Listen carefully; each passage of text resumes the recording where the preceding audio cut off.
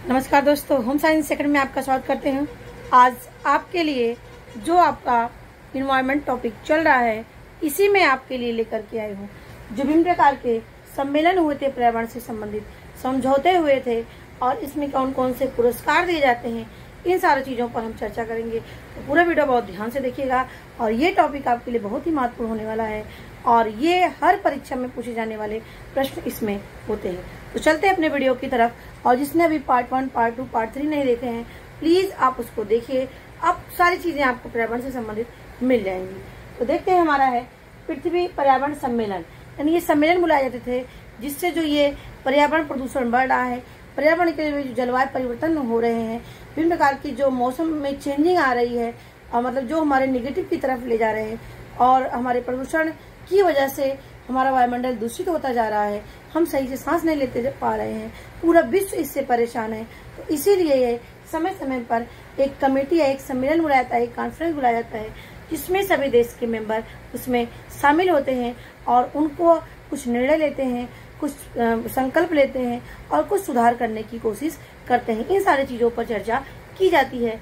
ये एक सम्मेलन के रूप में होता है जो समय समय पर आयोजित की जाती है।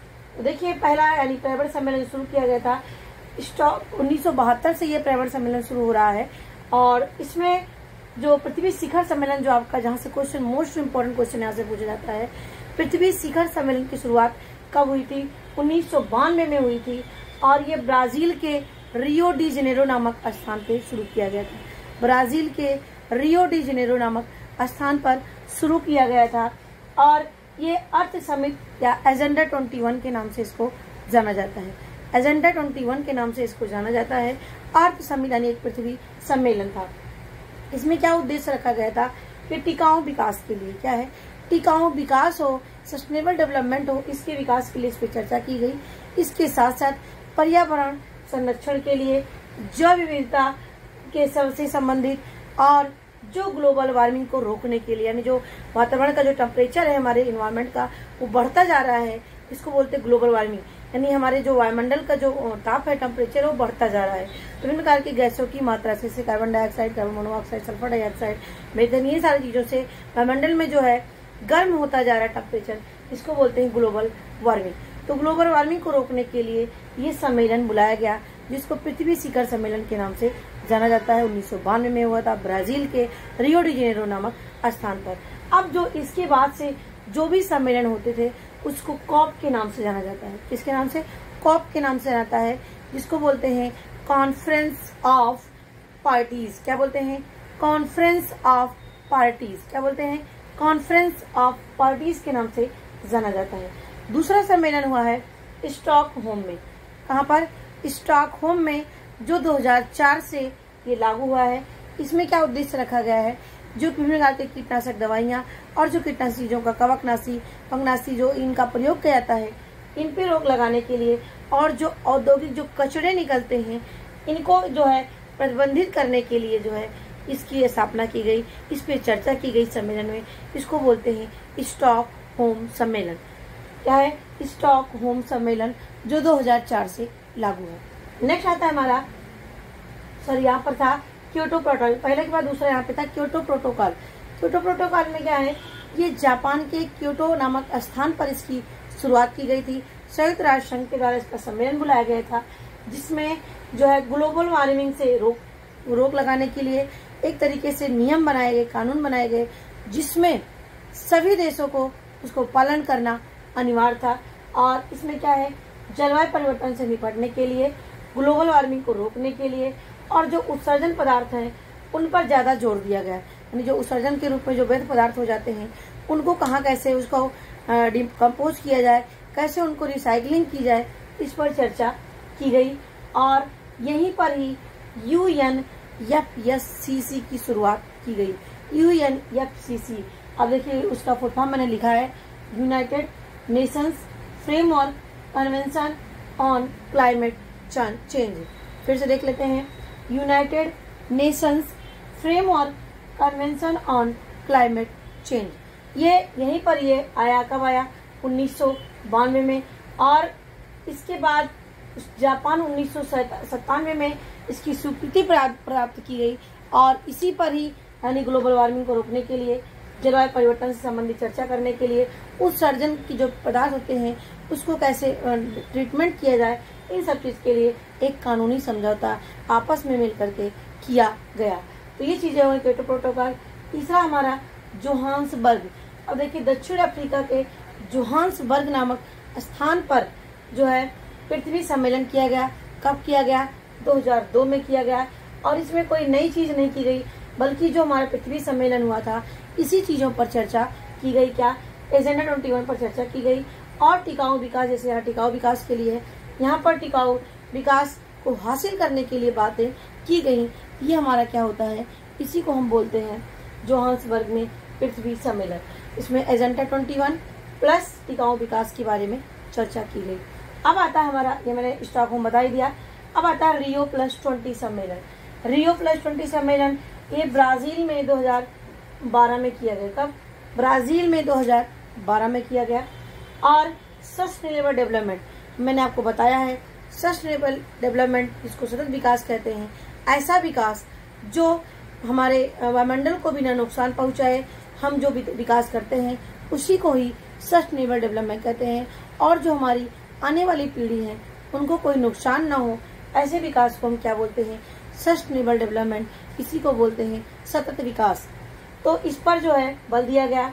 द फ्यूचर, इनका जो उद्देश्य थीम रखा गया इसका, द फ्यूचर वी वांट, यानी ऐसा भविष्य जिसको हम पाना चाहते हैं, इसकी थीम रखी गई द फ्यूचर वी वांट। इसमें रियो प्लस 20 सम्मेलन में कहाँ हुआ?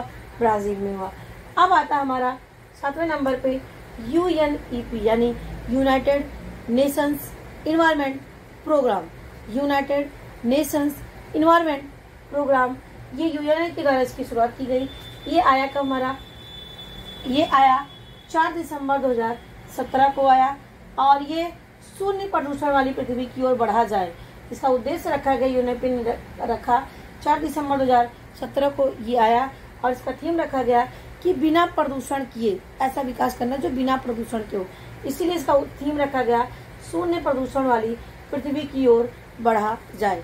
शून्य प्रदूषण की ओर पृथ्वी की ओर बढ़ा जाए।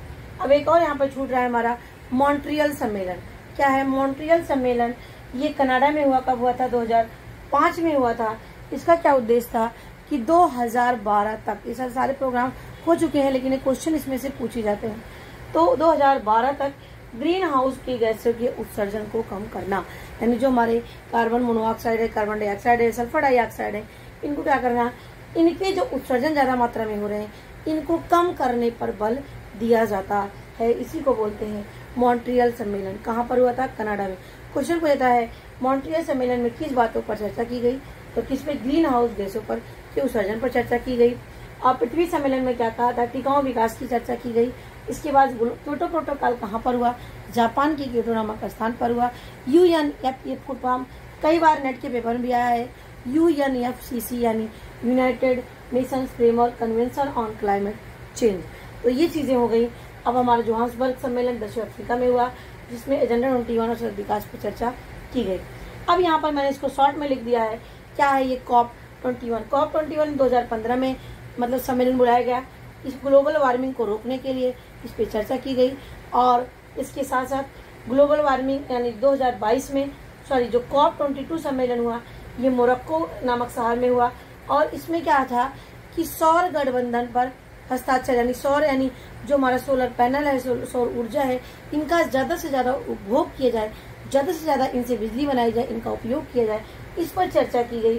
कहाँ पर? COP22 में, गठबंधन में। इसमें मोरक्को नामक शहर में इसकी शुरुआत की गई। अब है हमारा COP23, ये जर्मनी में इसको सम्मेलन बुलाया गया। इसमें क्या था कि जलवायु परिवर्तन से निपटने के लिए, क्या है? जलवायु परिवर्तन से निपटने के लिए 2020 तक, क्या है? 2020 तक 100 अरब डॉलर, यानी जो विकसित देश हैं वो क्या है? वो 100 अरब डॉलर जो है देंगे, जिससे ये जलवायु परिवर्तन से निपटा जा सके। ये सम्मेलन में बात की गई थी। कहाँ पर? ये COP23 हुआ था, जर्मनी में हुआ था। 22 कहाँ हुआ था? मोरक्को में। 21 कहाँ हुआ था?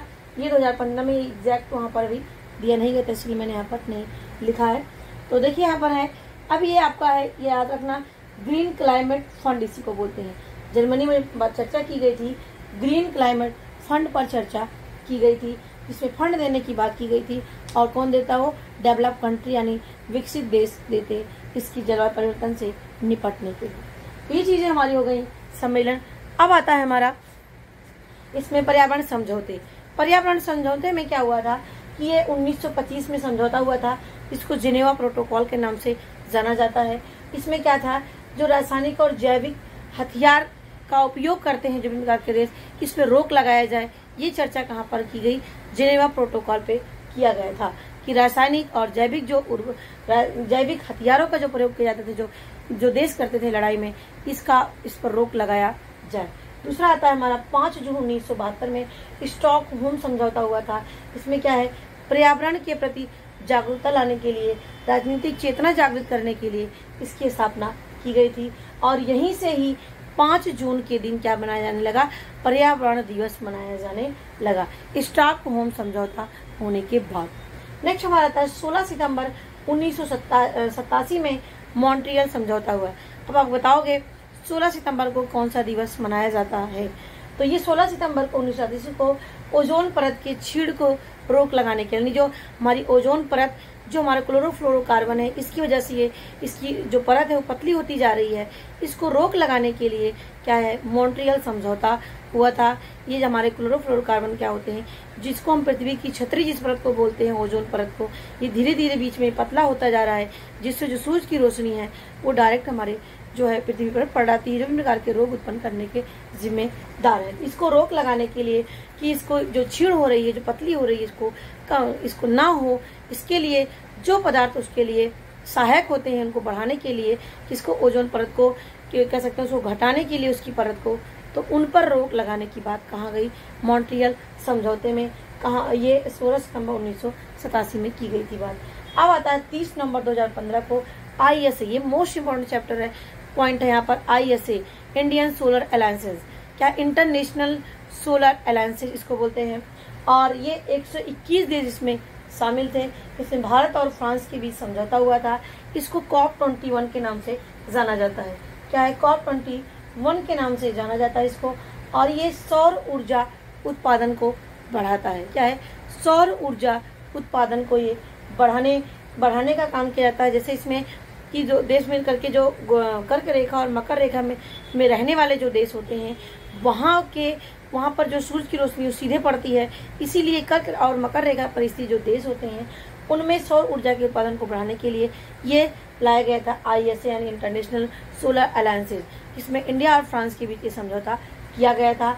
और 2030 तक ये उद्देश्य रखा गया था कि 1000 गीगावाट, क्या है, 1000 गीगावाट क्षमता को प्राप्त कर लेना है। ये ISA में बात कही गई है। नेक्स्ट हमारा किगाली समझौता है। किगाली समझौता 2016 में आया था। ये ग्रीन हाउस गैसों को कम करने के लिए बात की गई थी। 2047 तक ग्रीन हाउस गैसों को कम कर लिया जाएगा, ये चर्चा की गई थी। इस समझौते में बात कही गई थी। अब आता है हमारा कुछ योजनाएं। मैंने यहाँ पर योजनाएं लिया है, तो देखिए यहाँ पर हो गया, मैंने बता दी, जिनेवा, स्टॉकहोम, मॉन्ट्रियल और ISA। किगाली किससे समझ लिया? ग्रीन हाउस गैसों को कम करने के लिए। अब आता है योजनाएं।